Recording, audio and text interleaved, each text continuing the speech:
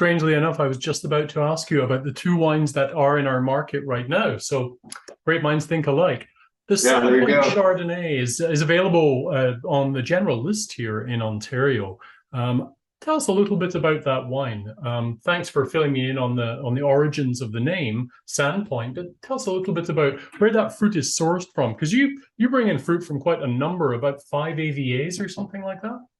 Yeah. Jamie, you've done your research. I I always like that. do. I always do.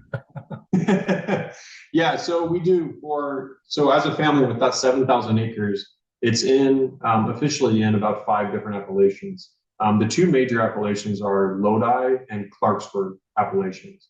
So Lodi is just directly east from San Francisco, about an hour and a half. Mhm. Clarksburg would be as the crow flies between Lodi and Napa. So it's from the winery here in Lodi. It's about a 30-minute drive, and it's a really interesting area because the vineyards are actually below sea level and Oh, protected by levees. And so it's that natural waterway, the delta that runs out to the Golden Gate Bridge.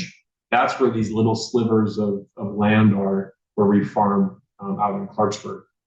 So the Sandpoint Chardonnay is actually a good blend of a few of those appellations.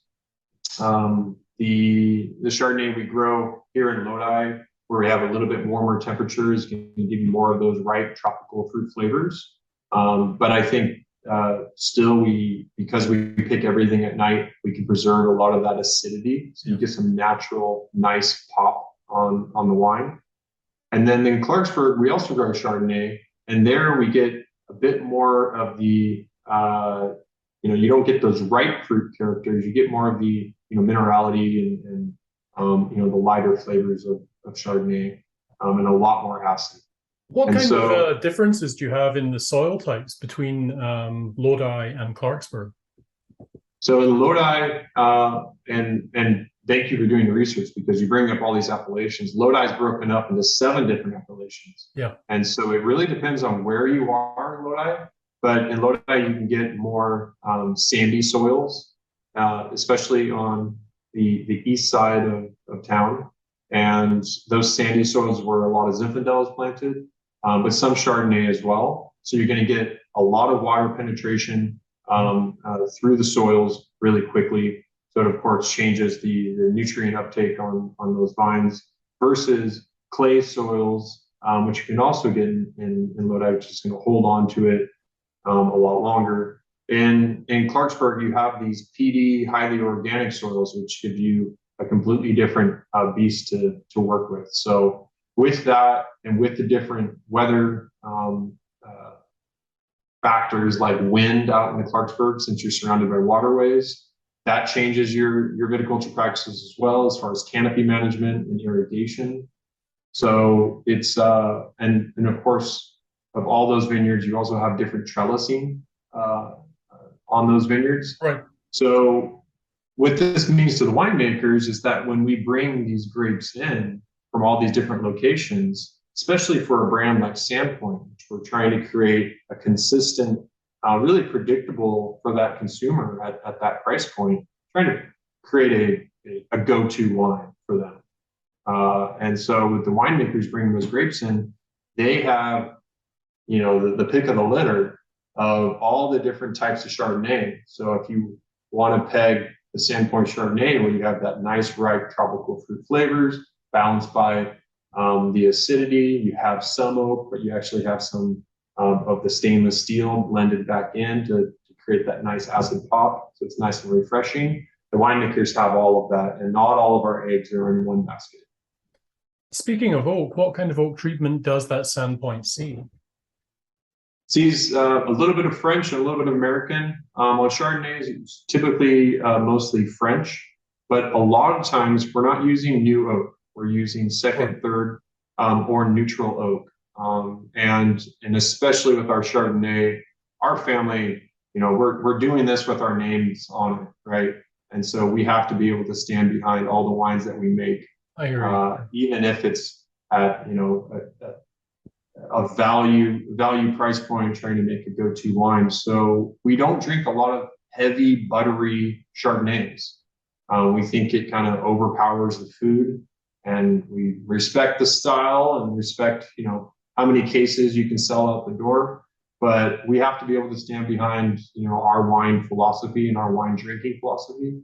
So we do a lot of blending back of stainless steel into Chardonnay, into the oak Chardonnay. So it's nice and crisp and invites that next bite of food or that next sip. The other wine that was just released in our market is the 2019 Ivory and Burt Cabernet Sauvignon. What can you tell me about that wine? Ivory Burt is that's a brand I have a lot of hope for. That's going to grow quickly. This is actually named after Charles Ivory and J.M. Burt, who were some of the early pioneers in Lodi. They opened up the CO Ivory store, and that was a general store in Lodi just after the gold rush, when Lodi was not even incorporated yet, didn't even have a name yet. And this was like the meeting spot for, all of the gold rushers, the farmers, the passerbys. My ancestors, Johann and Maria, would have come through that store. And so this brand tells a very Lodi story. And Cabernet, interestingly enough, we didn't start growing until 1982, 1983. And we were lucky to be able to partner with Robert Mondavi, who was a Lodi guy as well. Went to the same high school I did, just a couple years apart. He gave the twins, my dad and my uncle, their first Cabernet planting contract, which allowed them to start planting Cabernet versus continuing that tradition of only planting Zinfandel and Flame Tokays in this area. Was this when the twins were making Bob's Red and Bob's White back in the day? My dad would be so happy you asked that question. He tells a story about how Robert Mondavi, really changed the wine industry in this area. And furthermore, with those two wines, Bob White, Bob Red, they really did want to put a bottle of wine on everybody's table. Yep. And that benefited not only the twins, but the hundreds of growers in this area, so much so that I really attribute Robert's influence on the twins and on our family as a whole as really transitioning them from grape growers, which Lodi was known for having grape growers. Now Lodi is known for having wine growers because you have so many grower vintners now. And even before our family was making wine, Robert Mondavi Woodbridge created a program called the QET, Quality Enhancement Team, where he brought in a subset of the growers from this region and actually kept each one of their vineyard lots separate. And so that he could show the growers what their vineyards taste like. Right. And this may sound just absolutely elementary, right? Nowadays. Yeah, but back then, in the 90s in Lodi, for a relatively large winery of Robert Mondavi Woodbridge, this just was not happening. And so and the reason why it did happen is because Robert was a champion for the farmer. And he wanted to bring those farmers along because he believed in the quality that could be grown in this region, right, and the characters that he had in this region. So he looked at the twins and invited them into this QET program, and everyone blind tasted and then graded those vineyards. And then they talked about what viticultural practices you could do in the vineyard to improve the quality of the wine at harvest. And that's what shifted for the twins. They weren't just grape growers like their father. They were wine growers. And now, fast forward to 2005, our family came together and created a winery. So now we're winemakers. And now we have complete control over the process from vine to wine. And we owe so much of it to Robert Mondavi. Very cool story. Now, getting back to that Cabernet for a second, what does Lodi bring to the Cabernet Sauvignon grape? How does Lodi Cabernet, or at least this one we're talking about here, taste in the glass? And where is the fruit sourced from within Lodi? Yeah, so it's all Lodi sourced. So it's going to be a combination of a few different Cabernet vineyards, likely our 38-acre vineyard, and our railroad vineyard, and perhaps maybe one of the River Ridge vineyards. So you're within no more than 2 miles from the actual winery where those Cabernet grapes are coming from. For us, it's all about balance, where some Cabernets, especially mini Cabernets coming out of Napa, are going to be super extracted and use a lot of new oak. It's a particular style, really meant for aging in the long, 10, 15 years. Something like the Ivory Burt Cabernet, we want to be, ready to drink right out of the bottle. So it's going to have those developed tannins. It's going to have the dark fruit on the cab, but it's not going to be weighed down by heavy oak. There aren't going to be the smoky, cigar box kind of notes to it. And so we really want this to be a pop the cork at, a backyard barbecue while it's still relatively nice in Canada. I don't want to know the secret sauce, but how do you manage those tannins to make the wines, your Cabernets, so accessible from such an early age?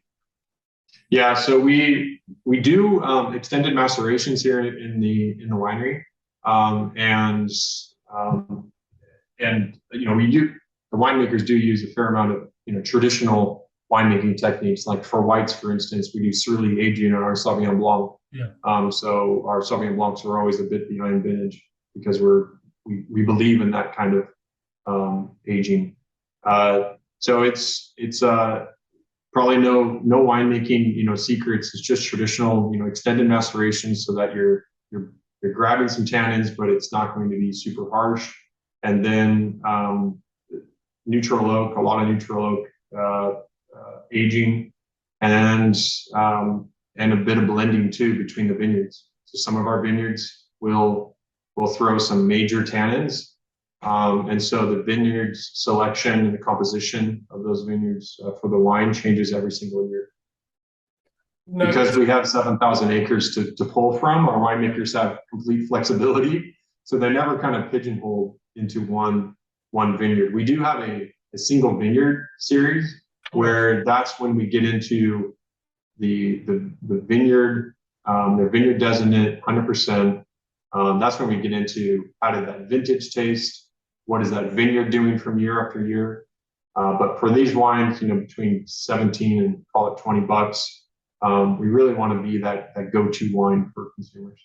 I hear you. Now, is that Ivory and Burt? Is that 100% cab?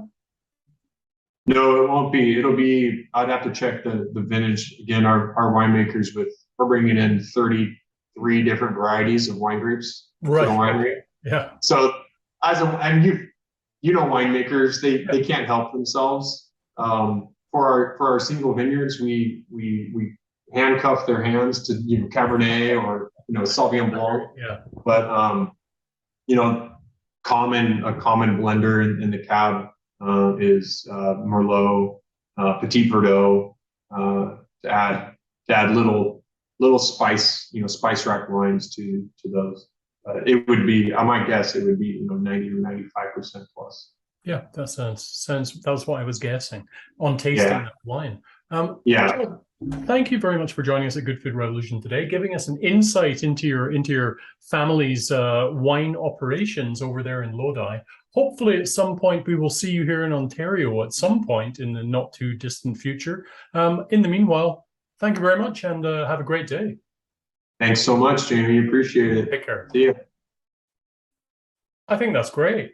Thank you very much for that. Yeah, that was perfect. I'll just edit a couple of bits where I spoke over you by mistake. So I will try to get that posted today. Yes, I will get it up today. Thank you very much. Really appreciate that. Absolutely, Jamie. Anytime. Thanks so much for the opportunity. Take care. Bye for now. All right. Bye.